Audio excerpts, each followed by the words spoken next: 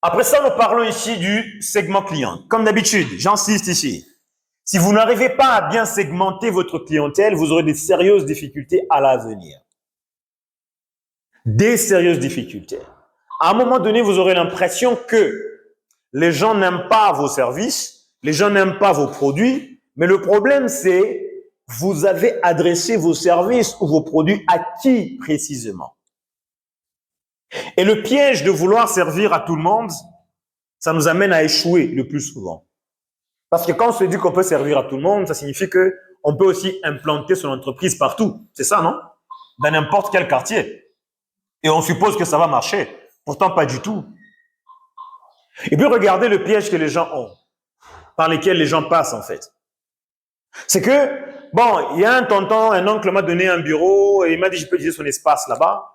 Donc, je pense que côté loyer, c'est bon, je suis exempté. Je vais pas payer de loyer. Mais on vous a donné ça, c'est dans quel quartier?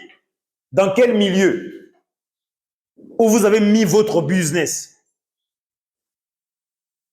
Dans quel milieu où vous avez mis votre business? D'accord?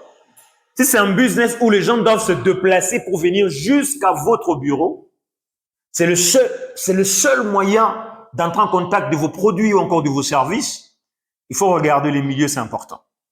Mais aussi la catégorie du client. C'est quel segment de client? Si vous allez, par exemple, je donne un exemple.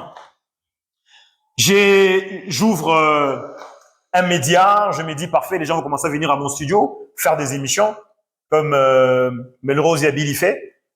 Mais après, qu'est-ce qui se passe? Melrose Yabil va mettre son studio au fin fond du quartier 5 ans.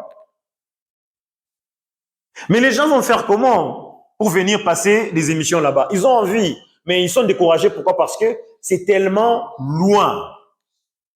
Dans un fin fond là-bas, pour passer avec les véhicules, c'est compliqué. Donc, la personne est en train de venir, mais avec un cœur qui saigne. Vous voyez ce genre de choses? Tu conduis, tu arrives à un endroit, tu sens que c'est ton cœur qu'on a touché. Je vais revenir encore. Non, c'est difficile en fait. Donc, c'est très important de savoir, j'ai un segment client. Ce segment des clients, je les sers comment? Mais à ce stade d'abord, c'est qui mon client? C'est la question à se poser. Et quand on parle de la segmentation, j'aimerais revenir une fois de plus, c'est des clients qui sont dans des secteurs différents. Soyons ensemble, s'il vous plaît. Des secteurs différents. Je dis par exemple que non, moi, je sers aux corporates, des entreprises. Je sers par exemple, je ne sais pas moi, aux ménages. Je sers à... En fait, j'ai des segments différents. Et la manière d'attaquer les différents segments est aussi différente. Quand je parle avec les entreprises, je leur propose d'une certaine manière mes services.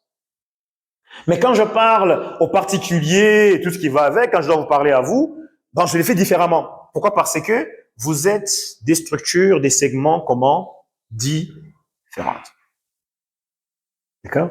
Mais si on parle à tout le monde de la même manière, là c'est un sérieux problème. C'est un vrai souci. Alors, après le segment client, vient le tour